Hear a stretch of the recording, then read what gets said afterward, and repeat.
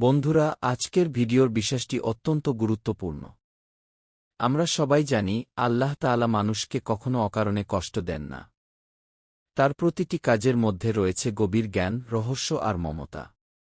আমরা মানুষ, তাই যখন জীবনে দুঃখ, কষ্ট বা বিপদ আসে, তখন মনে হয়, হয়তো আল্লাহ আমাদের প্রতি অসন্তুষ্ট।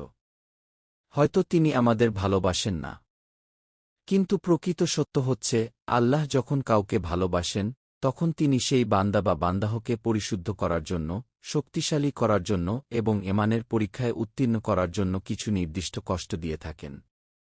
বিশেষ করে একজন নারী, যাকে আল্লাহ সত্যিই ভালোবাসেন, তার জীবনে কিছু নির্দিষ্ট ধরনের কষ্ট আসবেই। এগুলো প্রথমে বোঝা কঠিন মনে হলেও, আসলে এর ভেতরে লুকিয়ে আছে অফুরন্ত রহমত, অফুরন্ত শিক্ষা এবং দুনিয়া ও আখেরাতে মর্যাদার দরজা। হাদিসে এসেছে, রাসূলুল্লাহ সাল্লাল্লাহু আলাইহি ওয়াসাল্লাম বলেছেন, আল্লাহ যখন কাউকে ভালোবাসেন, তখন তাকে পরীক্ষা করেন। এর মানে হল, আপনি যদি জীবনে পরীক্ষার মধ্যে থাকেন, বিপদের মধ্যে থাকেন, তাহলে সেটি প্রমাণ যে আল্লাহ আপনাকে ভুলে যাননি, বরং তিনি আপনার প্রতি বিশেষ দৃষ্টি রেখেছেন। নারীদের ক্ষেত্রে এটি আরও গভীরভাবে প্রতিফলিত হয়। কারণ একজন নারী একদিকে পরিবার সামলান, অন্যদিকে সমাজের কঠিন বাস্তবতা মোকাবেলা করেন। ফলে তার জীবনে আল্লাহর ভালোবাসার প্রকাশ ঘটে চারটি বিশেষ কষ্টের মাধ্যমে। মনে রাখবেন, এগুলো শাস্তি নয়, এগুলো আসলে ভালোবাসার উপহার। ১. জীবনে বড় বড় পরীক্ষার মুখোমুখি হওয়া। প্রথম কষ্ট হল, জীবনে অল্পতেই বড় বড় পরীক্ষার মুখোমুখি হওয়া। যখন আল্লাহ কোনো নারীকে ভালোবাসেন, তখন তিনি তার জীবনে এমন কিছু পরীক্ষা নিয়ে আসেন যা সাধারণ মানুষ কল্পনাও করতে পারে না। অন্যদের তুলনায় তার জীবনের পথ অনেক বেশি কঠিন হয়ে যায়। হয়তো ছোটবেলাতেই তিনি বাবা মা হারিয়ে ফেলেন। হয়তো শৈশবে অভাবন্টনের মধ্যে বড় হন। হয়তো বিয়ের পর স্বামীর সাথে সম্পর্ক মসৃণ হয় না। কখনো আবার পরিবার তাকে বুঝতে পারে না, সমাজ তাকে একাকী করে দেয়।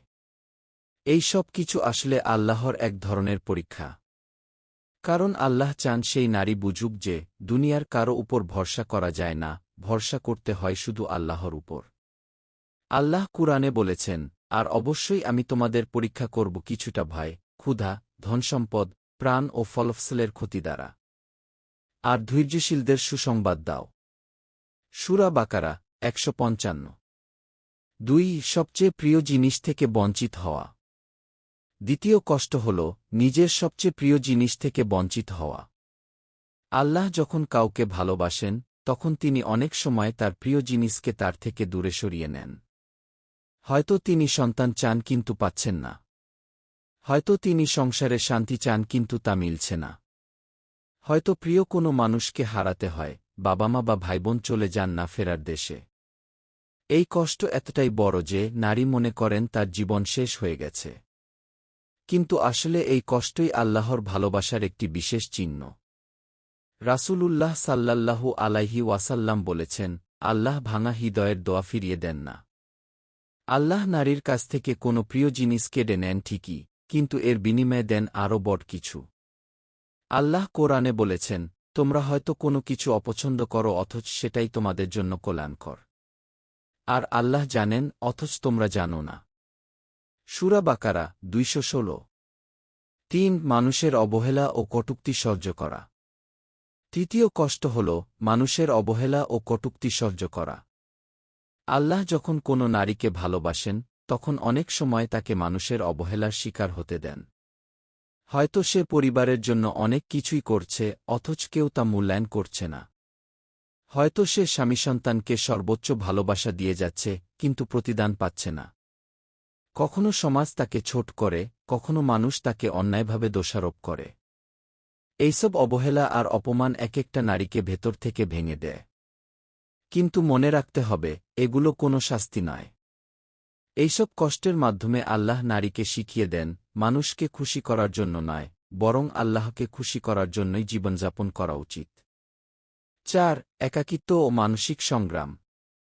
চতুর্থ কষ্ট হল, দীর্ঘ সময়ের জন্য একাকিত্ব ও মানসিক সংগ্রাম। আল্লাহ যে নারীকে ভালোবাসেন, তার জীবনে অনেক সময় এমন এক একাকিত্ব আসে যা সহ্য করা সত্যিই কঠিন। সে অনুভব করে, পাশে কেউ নেই, কেউ বুঝতে চায় না তার দুঃখ কষ্ট। কিন্তু আল্লাহই আসলে চান এই একাকিত্বের মধ্যে সে যেন তাকে খুঁজে পায়।